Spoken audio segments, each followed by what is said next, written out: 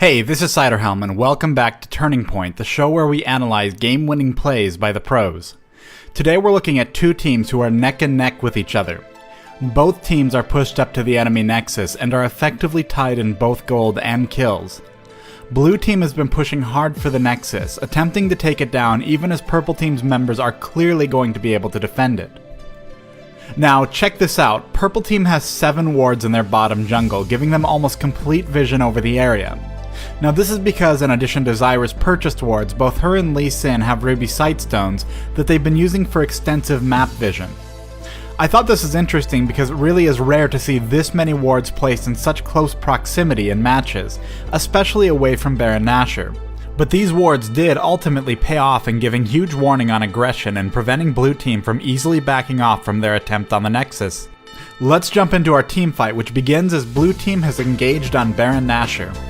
Rumble drops his ultimate into the Baron pit, and blue team decides to fall back. Let's look at positioning really quick. Both teams are fairly well clumped together, and blue team is going to head into the open area of the jungle near the blue golem. Note that Zac is actually headed upriver a bit, and he's going to use his jump cooldown to get over the wall. Purple team is going to pursue blue team into the jungle, but Quinn has gone into bird form and will quickly flank completely behind the blue team, ideally giving her an opportunity to engage against softer targets. The chase continues with Ezreal being slowed. Lee Sin attempts to tag Ezreal for a follow-up dash, but Ezreal blinks too quickly. Now the engagement begins. This initiation goes in blue team's favor as Rumble has already used his ultimate at the Baron pit, leaving Zyra's Stranglethorns as their only AoE ultimate. On the flip side, blue team Sona has landed her ultimate squarely across purple team, and this is being followed up by Hecarim's ultimate, which will also land on these 4 members of purple team. They are taking a lot of crowd control.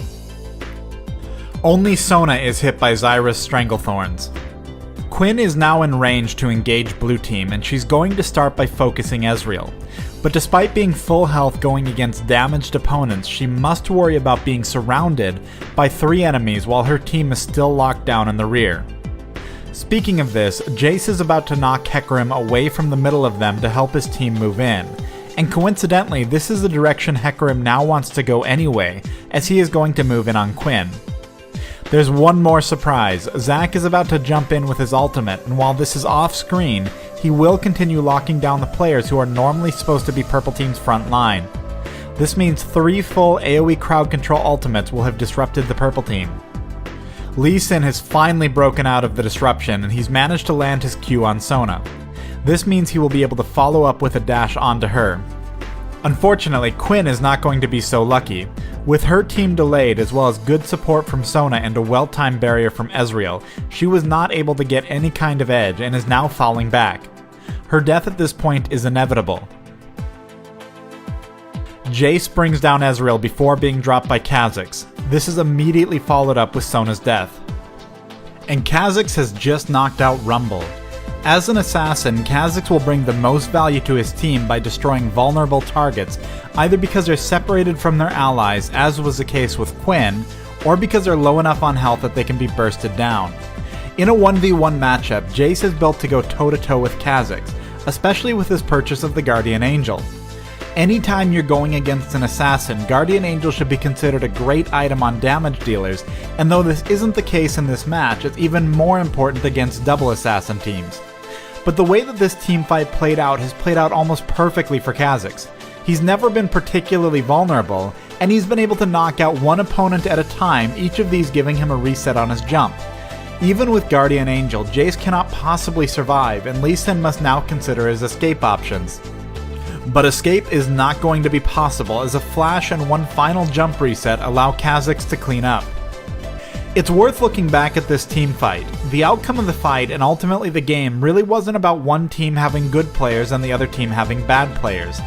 One of the things I regularly emphasize in my Don't Feed Champion spotlights is the importance of not grouping up in tight jungle corridors when a champion brings strong zone control. This can be in the form of AoE damage or AoE crowd controls, but in this game it was a huge amount of both coming from the blue team. Purple team lost this game by a mass chain of crowd controls and damage, which incidentally left Quinn in an awful position. What could have been an effective flank to prevent blue team's escape totally turned around on them. Both teams did a genuinely good job throughout the match, but in the end, one team made a core mistake. Thanks for watching this episode of Turning Point. Let me know in the comments below who your favorite AoE champions are and why.